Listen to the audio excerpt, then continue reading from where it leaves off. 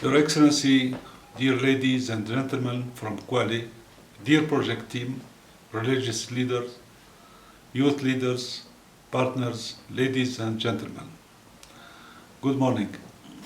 It is my real pleasure to speak to you today on the occasion of the closure of the project Preventing Violent Extremism through Intergenerational Dialogue, harnessing the potential of traditional storytelling that was implemented since May 2020 in Kwale, Kenya.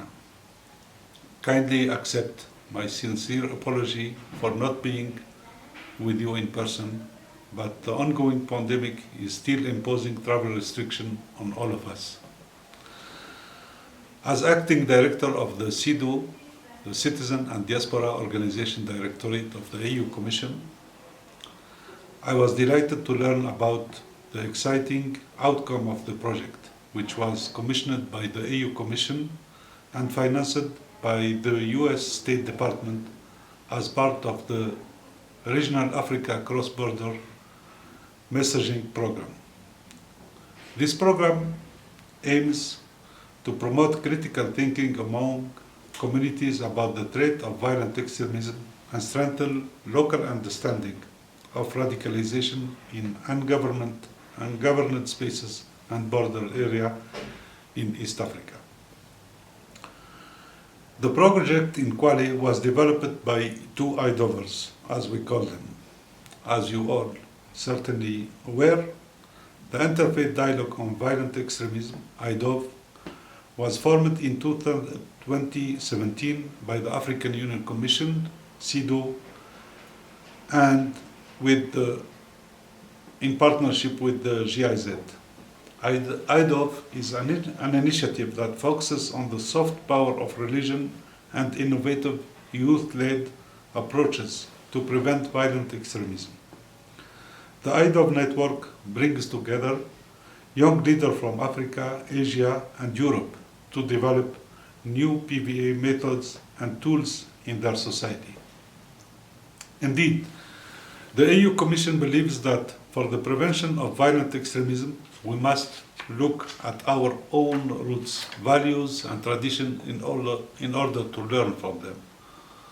Effective strategy of living together peacefully.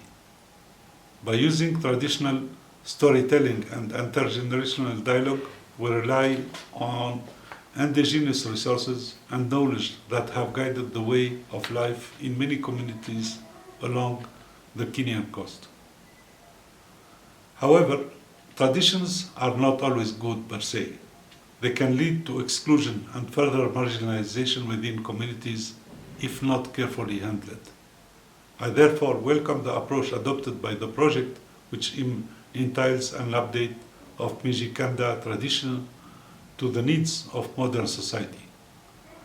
By bringing three communities in Kwale together across generation, religious, and gender in workshop, radio shows, social media engagement, and other forms of inclusive dialogue, the project has proven that traditional forms of conflict and violence prevention are largely untapped resources for PVA measures. Especially the deterioration of intergenerational relationship within communities seems to play an important role for the spread of violent extremism in Kwale. Studies report that youth and elders in Kwale move within increasingly distant social networks with youth distrusting religious and traditional institutions and leaders.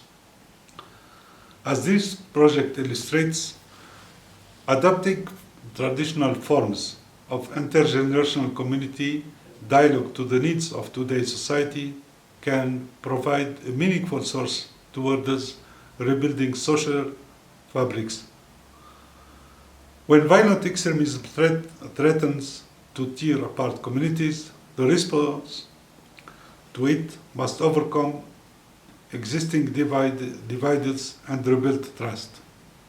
By stimulating dialogue and mutual understanding within communities, radicalization can be addressed at its sources, Especially intergenerational dialogue can build bridges between different religious groups and generations, which is much needed in Kwale. The more local communities have opportunity for dialogue and opportunity for different groups to develop mutual understanding with one another, the greater the chance that trust, tolerance, and respect for diversity will nourish. Incorporating intergenerational dialogue into community-level PVA program can help to give young people positive role models to learn from and share with as an alternative to the narrative provided by extremist groups. While such measures do not address socio-economic grievances at large, they do counter the exclusion from youth in community decision-making, provide the space to articulate their grievances, and offer the chance to express the perceptions on conflicts burdening their community. As the evidence from Kwale shows, community-led approaches concentrating on active listening of concerns, on inclusive dialogue, and on fostering active and open participation in public process can have a transformative impact. Based on project's impact in Kwale, we acknowledge that it is necessary to support community in their plea to apply responses to radicalization and violent extremism that are based on their own values, norms, and traditions. Indeed, these require policymakers and international donors alike to invest in localized approaches and see the knowledge of community members as the starting point for their political intervention and support.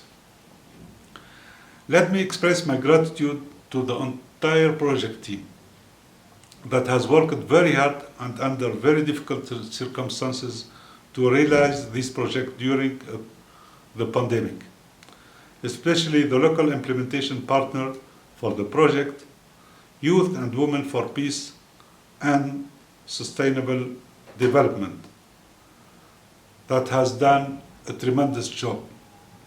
We are grateful for the entire team for their passion, dedication, and high level of professionalism throughout the entire project.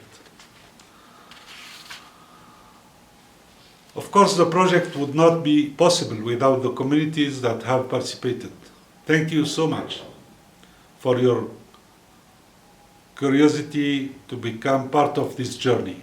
We encourage you to continue working on local approaches to PVA and develop measures that are based on your own definition of the challenges ahead. Last but not least, I would like to extend our gratitude to the Kenyan Authority and the local government in Kwale for their endorsement of this project and for providing the venue for this event today. Finally, I would like to thank really my colleagues in Sidu, Iman, Khair, and Malaz, and of course all the iDovers that have been participating in this process for their good work. Thank you very much. I wish you all the success. Thank you.